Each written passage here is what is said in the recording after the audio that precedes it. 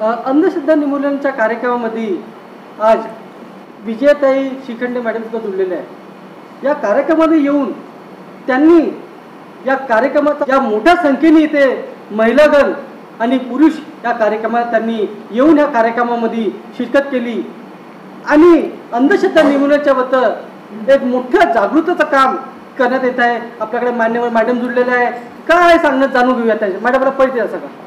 मी विजया चंद्रकांत श्रीखंडे जवळजवळ 15 वर्षापासून अंधश्रद्धा निर्मूलन समितीला जोडली आहे आणि आम्ही सतत हे कार्यक्रम चालू असतं आणि अंधश्रद्धा निर्मूलन समितीमध्ये जे सतत स्त्रिया ज्या बळी पडतात जास्त प्रकार हा बायांमध्ये जास्त आढळून येतो, तर त्याचं प्रबोधन करत करत जे कार्य चालू आहे तर ते सतत चालू आहे आणि आमची नागपूरची जी टीम आहे ती सतत याच्यामध्ये जुळलेली आहे आणि सगळ्यांना घेऊन हे कार्य असं एकट्याचं नाही आहे, सगळ्यांना घेऊन चालण्याचं कार्य आहे। आणि समाजामध्ये आपण पाहतो स्त्री ही अंधश्रद्धाची बळी पण आहे आणि ती वाहक पण आहे, तर तिचं हे प्रबोधन होणं फार आवश्यक आहे।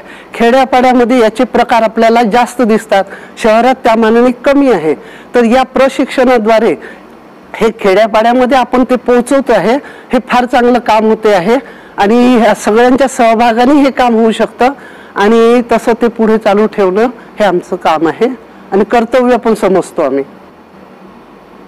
या अंधश्रद्धा निर्मूलन या कार्यक्रमामध्ये शोभा गौतम पाटील मॅडम यांनी एक पदरी नाटक सादर करून जनतेचे मन जिंकले।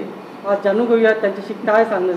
मॅडम मला परिचय सांगा। मी शोभा गौतम पाटील 4 वर्षापासून हे अंधश्रद्धा निर्मूलन समितीला जोडलेली आहे। पूर्व शाखेला उपाध्यक्ष याच्यावरती आहे आणि ठिकठिकाणी जिथे जिथे आपला महाराष्ट्र अंधश्रद्धा निर्मूलन समितीचा कार्यक्रम हा चालत असतो तिथे तिथे मला काहीतरी करायची इच्छा होते। ह्याच इच्छेने मी सावित्री बोलते ही नाटिका मी तयार केली आणि ठिकठिकाणी आपलं हे सादर करत असते। जय भीम।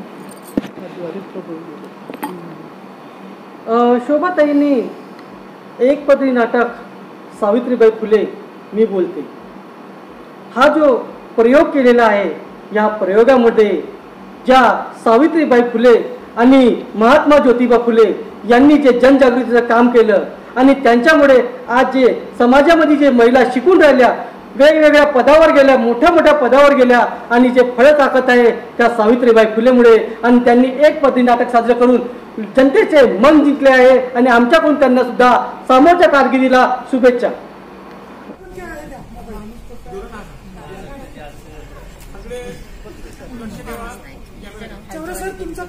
देतो त्यांचा उद्या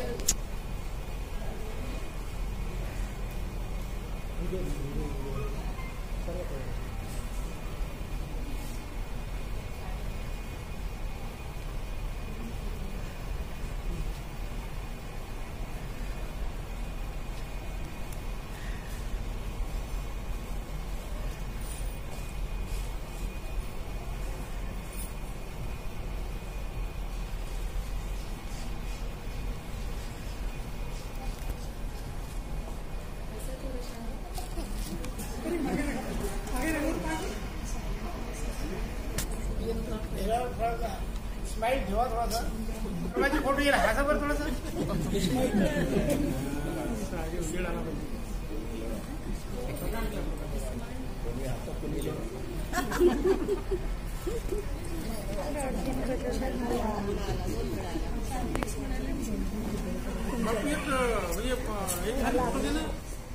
नाही ते माझ्या मोबाईल